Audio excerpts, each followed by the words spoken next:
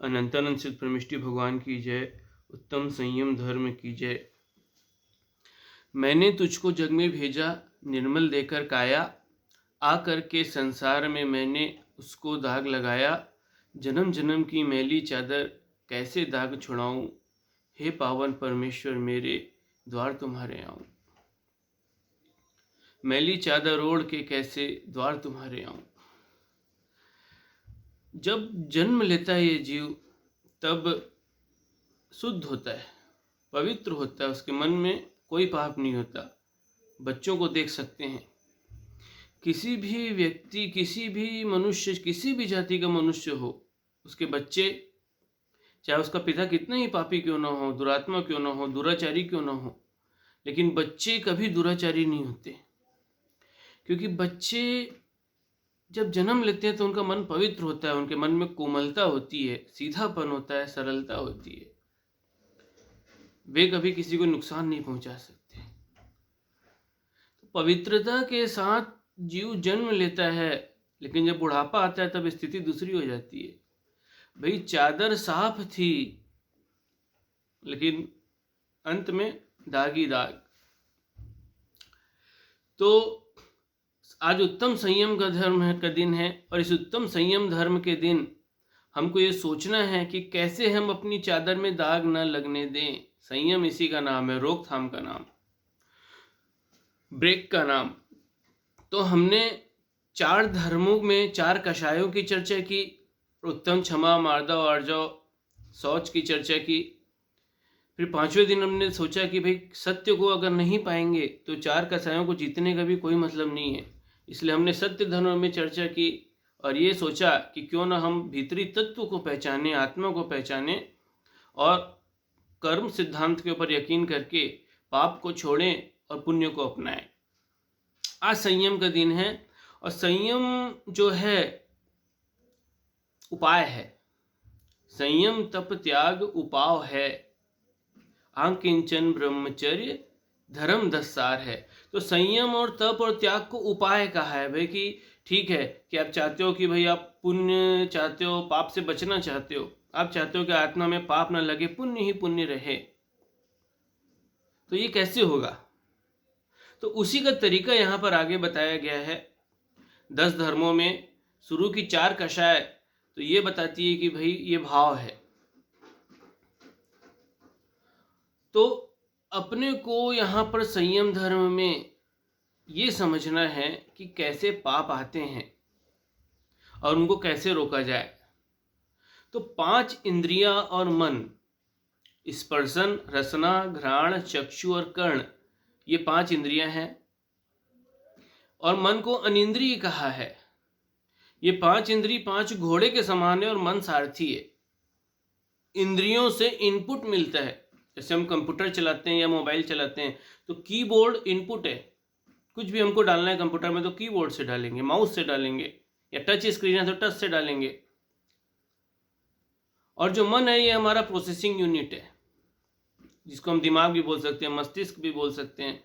और जो भी हम फिर उसके परिणाम स्वरूप क्रिया करते हैं वो सब आउटपुट हो जाता है। तो 5 इंद्रियां, स्पर्शन,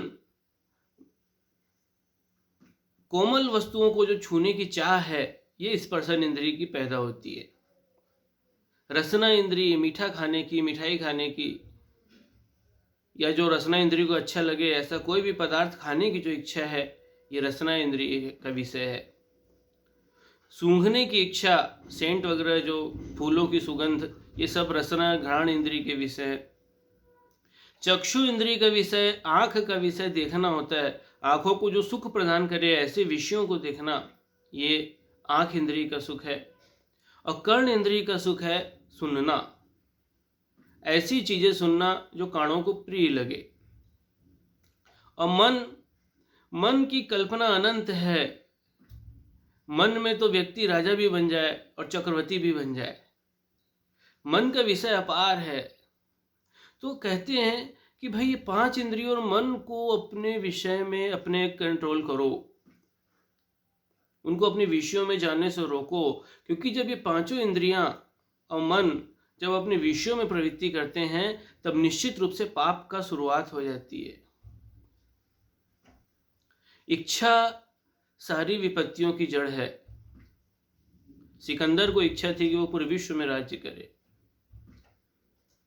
मुगलों को इच्छा थी, उन्होंने भी राज्य किया। अंग्रेजों को इच्छा थी, चाह। अब चीन की इच्छा है कि वो अपने आप को सुपर पावर बनाना चाहता है। तो ये सब इच्छाएं अनर्थ की जड़ हैं। इसके पीछे कई प्रकार के झगड़े चालू हो जाते हैं, युद्ध चालू हो जाते हैं। प्रथम विश्व युद्ध हुआ, द्वितीय विश्व युद्ध हुआ, और कहते हैं कि अगर तीसरा विश्व युद्ध हुआ तो ये धरती से जीवन समाप्त हो जाएगा, क्योंकि तब न्यूक्लियर वार होगा, परमाणु युद्ध होगा। इसीलिए तीसरा युद्ध अभी तक हुआ नहीं तो लोगों के अंदर इतनी इच्छाएं भरी हैं कि अभी तक 30 युद्ध हो जाते। मनुष्य की इच्छा कि वो और आगे अपनी जमीन को बढ़ाना चाहता है, ये इच्छा हर देश के अंदर रही, लेकिन भारत के अंदर कभी नहीं रही। भारत संयमित देश है, अपनी इच्छाओं को संयमित, यहाँ की संस्कृति संयम सिखाती है, वो दूसरों की चीज़ों को हड़पना नहीं सिखाती। चीन चाहता है अपने पड़ोसी लोगों की जमीन को हड़प ले, लेकिन भारत नहीं चाहता कभी। तो इन पांचों इंद्रियों को हमको संयमित करना है। अब एक एक उदाहरण देता हूं कि कौन कौन सी इंद्रिय के कारण कौन कौन सा जीव दुखी होता है। स्पर्शन इंद्रिय की चाहत से हाथी दुखी होता है। हाथी को शिकारी लोग पकड़ने के लिए एक हथीनी का पुतला बना देते हैं और बीच में गड्ढा लगा के उसमें घास डाल देते हैं, और उस हथीनी को स्पर्श करने की चाह से हाथी दौड़ता है और गड्ढे में गिर करके शिकारियों के जाल में फंस जाता है। रसना इंद्रिय की चाह में मछली अपने प्राण गंवा देती है। कांटे में आटा लगा के मछली पकड़ने वाले उसको नदी में या तालाब में डालते हैं, और मछली उस आटे को खाने की चाहत में उस कांटे में फंस जाती है और अपने प्राण गंवा देती है। घ्राण इंद्रिय की चाहत में भंवरा अपने प्राण गंवा देता है। वो सुगंध पाने की इच्छा से फूल में जाकर बैठ जाता है, और जब सूर्यास्त होती है तब फूल मुरझा जाते हैं, बंद हो जाता है, और जब फूल बंद हो जाता है तो उसमें ऑक्सीजन की कमी हो जाती है और भंवरा वहीं अपने प्राण गंवा देता है। लेकिन उसको इतनी चाहत रहती है कि वो उस भंवरे उस फूल को तोड़ के बाहर नहीं निकलता, उस सुगंध को वो छोड़ना नहीं चाहता। ऐसा उस इंद्रिय के विषय में वो लिप्त हो जाता है। चक्षु इंद्रिय, आंख इंद्रिय का विषय होता है पतंगा। प्रकाश उसको अच्छा लगता है, वो प्रकाश की चाहत में अपनी आंखों को तृप्त करने के लिए दीपक के पास जाता है और दीपक की लौ से टकरा जाता है और अग्नि में जलकर उसका शरीर स्याही के समान काला हो जाता है। कर्ण इंद्रिय के विषय में हिरण, शिकारी क्या करता है, बांसुरी बजाता है। संगीत हिरणों को पसंद है, बांसुरी बजाता है, लेकिन हिरणों को क्या मालूम ये मधुर संगीत बजाने वाला उन्हें अपने जाल में फंसा रहा है। उस मधुर संगीत की चाहत में हिरण खींचे चले आते हैं और शिकारी के जाल में फंस जाते हैं। तो ये पांचों इंद्रियों के विषय में उदाहरण देकर के हमने समझा कि कैसे कैसे जीव दुखी हो रहे हैं। तो सोचो, मनुष्य पांचों इंद्रियों के विषयों में लिप्त है। इसीलिए कहते हैं कि मैली चादर ओढ़ के कैसे द्वार तुम्हारे आऊं। कि जब पांचों इंद्रियों में इतने लिप्त है तो धर्म ध्यान कहां से करेंगे भाई। 10 दिन पर्यूषण में समय निकाल के इतना करना, यही बहुत बड़ी बात है। पांचों इंद्रियों के विषयों में मनुष्य लिप्त होता है, उसका मन इच्छाओं में लिप्त होता है, इच्छाएं उसकी अनंत होती है, और चाहता है, लेकिन अपनी आत्मा के लिए कभी समय नहीं निकालता। अपनी आत्मा में ध्यान करने के लिए, कर्मों को निर्जरा करने के लिए कभी समय नहीं निकलता। लोगों के पास मंदिर तक जाने का समय नहीं है, ना प्रवचन देने का समय, ना प्रवचन सुनने का समय, ना स्वाध्याय करने का समय, ना माला एक बैठ के माला जाप तक नहीं देते। पूजा करना तो दूर की बात है, आरती पूजा कुछ नहीं। सारी की सारी जो धार्मिक क्रियाएं हैं वो लुप्त होती जा रही हैं। कारण क्या? इंद्रिय विषयों में बढ़ती हुई अधिकता, भौतिक चकाचौंध। आज हर व्यक्ति के हाथ में मोबाइल है और उसका जीवन का आधा समय मोबाइल में निकलता है। इंद्रिय संयम और मन का संयम। मन को अपने विषयों में जाने से रोको। मन ही तो जनक है। मन ही तो इच्छा पैदा करता है। हम तीर्थ यात्रा करने गए हैं और तीर्थ यात्रा में क्या कर रहे हैं, सिटी भी घूम रहे हैं, शहर भी घूम रहे हैं, दिल्ली भी घूम रहे हैं, बॉम्बे भी घूम रहे हैं। क्यों घूम रहे हैं? वहाँ के साइट सीन देख रहे हैं। क्यों देख रहे हैं? इच्छा, चाहत। भाई जब तीर्थ यात्रा करने गए तो साइट सीन से क्या मतलब है? लेकिन इच्छाएं हर जगह होती है, उसको कोई रोक नहीं सकता। हिंसा, झूठ, चोरी, कुशील और परिग्रह, ये 5 पाप ये इंद्रियों की इच्छा से ही पैदा होते हैं। इंद्रियों की चाह से, जैसे कि उदाहरण देकर के बताया कि जितने भी युद्ध हो रहे हैं ये सब इच्छा से ही हो रहे हैं। तो हिंसा भी होगी, झूठ भी होगा, चोरी भी होगा, कुशील भी होगा और परिग्रह भी होगा।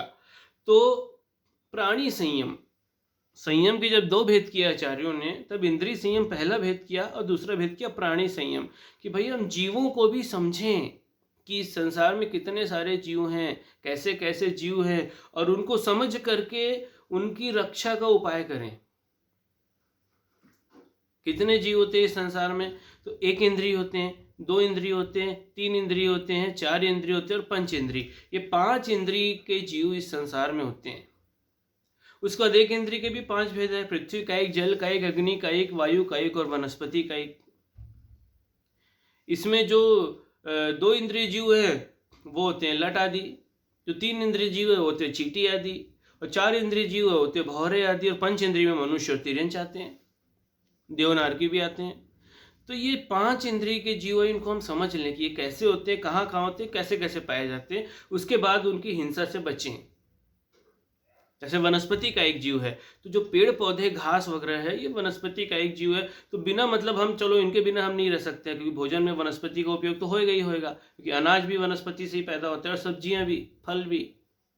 लेकिन वनस्पति की एक खासियत होती है कि ये फल देती है लेकिन वृक्ष इससे मरता नहीं है, और फल अपने आप टूट के गिर जाते हैं।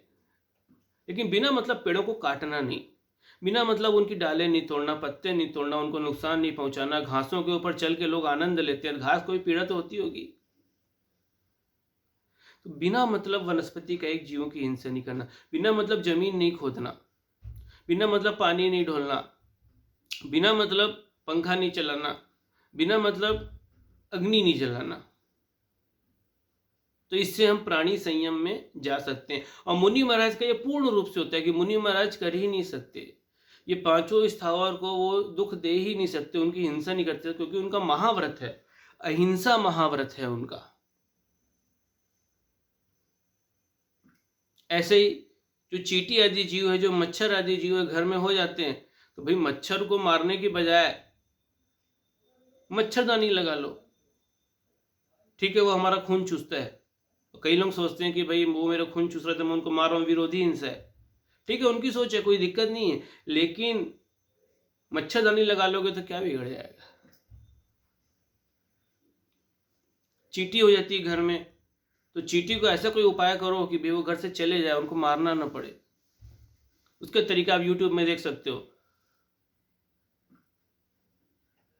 ऐसे छोटे छोटे जीव हैं, और मनुष्यों की हिंसा करने का कभी विचार मन में नहीं करना चाहिए, क्योंकि बाकी का आप हिंसा कर दोगे तो उनके लिए सरकार का कोई कानून नहीं है।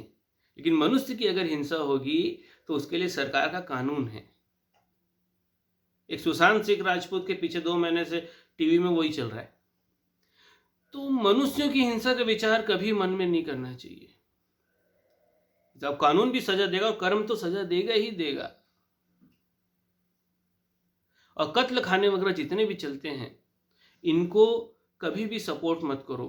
और मांस को तो अपने जीवन में कभी हाथ भी नहीं लगाना, इतना बड़ा पाप है मांसाहार करना। जो मांसाहार करता है उसको नरक से कभी भी बाहर नहीं निकलेगा, वो निगोद की यात्रा करेगा, अनंत जन्म भटकेगा। ओहो, 5 इंद्रिय जीव, जिसकी 5 के 5 इंद्रिय, जिसकी आंख, कान, नाक, गला सब है, उसको मार करके, उसको खून बहा करके उसके मांस को खाना, अरे कितनी गंदी चीज है ये। सोचने से घृणा होती है, ग्लानि पैदा होती है। लोग कैसे खा लेते हैं, कैसे जीवन जीते हैं, उनके सामने तड़प तड़प के वो जीव मरता है और उसके बाद उसका मांस खाते हैं।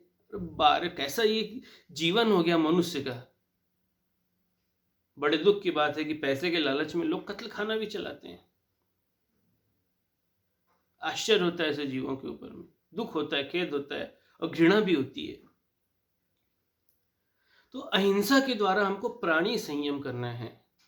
जो 5 इंद्रियों के जो जीव हैं, इन सभी जीवों को हमको बिना मतलब रक्षा करना है इनकी, मारना तो है ही नहीं, त्रस्त जीवों को तो मारना ही नहीं है। और स्थावर जीव है जो पृथ्वी का एक, जल का एक, अग्नि का एक, वनस्पति का एक है, इनको अपने को बिना मतलब बिना प्रयोजन हिंसा इनकी नहीं करनी है। तो इस प्रकार से जब इंद्रिय संयम और प्राणी संयम का जब पालन किया जाता है तब संयम धर्म होता है। एक राजा रोज फूलों की सैया में सोता था। एक दिन एक मालिन जब साफ सफाई करने आई थी उसके कमरे में, थकी हुई थी, सोची 1 सेकंड के लिए सैया का आनंद ले लेती और सो गई। और जैसे ही उस सैया में सोई उसको नींद आ गई। कुछ देर में राजा आ पहुंचा। राजा ने कहा, तेरी ये जरूरत कि तू राजा की सैया में सो रही है? उसने उसको 100 कोड़े मारे। तो वो हंसने लगी और हंसते हंसते कहने लगी कि महाराज, जब मैं 1 घंटे के लिए सोई हूं तो आप मेरे 100 कोड़े मारा, तो पूरी जिंदगी से आपको कितने कोड़े पड़ेंगे? ओहो, इंद्रिय सुख। अब इंद्रिय सुख दुखदाई क्यों है? दुखदाई इसलिए है कि भाई आत्मा अलग द्रव्य है और शरीर अलग द्रव्य है, और आप आत्मा का सुख पाने के बजाय इंद्रियों के सुख में जा रहे हो। कर्म बंध होगा। कर्म बंध ही इस संसार में भटका रहा है। राग और मोह, राग और मोह की ही संसार की जड़ है। अच्छा ये बताओ, हम जो चाहेंगे वही हमको मिलेगा कि नहीं? भाई हम शरीर की अगर इच्छा करेंगे तो हमको अगले जन्म में भी शरीर ही मिलेगा। भाई कर्म भी यही कहेगा कि भाई आपने तो कहा था कि शरीर चाहिए। अगर आप शरीर से मुक्त होने की इच्छा करते तो आपको मोक्ष मिलता, लेकिन आपने तो इच्छा की नहीं। आपने मन में हमेशा क्या सोचा? मुझे धन चाहिए, पैसा चाहिए, दौलत चाहिए, सुंदर शरीर चाहिए, अच्छा खाने को चाहिए, पीने को चाहिए, 5 इंद्रियों के विषय चाहिए। यही सोचा आपने, हमेशा मन में यही सोचा। तो भैया हम आपको वही दे रहे हैं। लो जाओ, आप कीड़ा बनो, मच्छर बनो, मक्खी बनो, सब बनो आप, क्योंकि आप शरीर चाहते हो और शरीर चाहते हो तो आपको वो मिलेगा। देखो सीधा सा सिद्धांत है, जो जो चाहता है वही उसको मिलता है। अगर राग और मोह करेंगे तो वो ही सब चीजें मिलेंगी, फिर संसार का अंत कभी नहीं होगा। लेकिन अगर हम भेद विज्ञान लगा लेंगे और सोचेंगे कि आत्मा अलग है, शरीर अलग है, ये शरीर तो नश्वर है, कुछ समय के लिए रहता है, फिर खत्म हो जाएगा, तो इस दुर्लभ मनुष्य पर्याय के जन्म को हम विषय भोगों में क्यों नष्ट करें? थोड़ा तो आत्मा का चिंतन कर लें, आत्म ध्यान कर लें, वीतरागता की उपासना कर लें। तो जो दीक्षा लेने में समर्थ नहीं, भाई कम से कम भगवान की पूजा ही कर लो। जिन्होंने संयम को लेकर के उसका फल प्राप्त कर लिया, वो जिनेंद्र देव परमात्मा है, उनकी पूजा कर लो, उनके गुणों का चिंतन कर लो, उनका ध्यान कर लो, उनका जाप कर लो। भाई अपने मन को तो अच्छी जगह लगा लो। जब तक मन अच्छी जगह लगा रहता है तब संयम अपने आप हो जाता है। जब जीव पूजा में करता रहेगा, जब स्वाध्याय करता रहेगा, जब माला फेरता रहेगा, जब आरती करता रहेगा, जब प्रतिक्रमण करता रहेगा, जब समाई करता रहेगा, तो अपने आप 5 इंद्रिय से बच जाएगा। भी आपको कोई ज़्यादा मेहनत करने की ज़रूरत नहीं है, वो सब अपने आप ही होगी। बस आपको अच्छी जगह अपने उपयोग को लगाना है। 1 घंटा अच्छे से भगवान की पूजा कर लो, 1 घंटा सब जगह से ध्यान हटा के स्वाध्याय जिनवाणी में ध्यान लगा लो, तो अपने आप संयम हो जाएगा। तो इस उत्तम संयम के दिन हमने चर्चा की कि कैसे हमको संयमित जीवन जीना है और उसके उपाय क्या हैं, और अगर हम संयमित जीवन नहीं जीते हैं तो उसका परिणाम क्या निकलते हैं। इन सब चीज़ों की हमने चर्चा की। बोलो महावीर स्वामी की जय।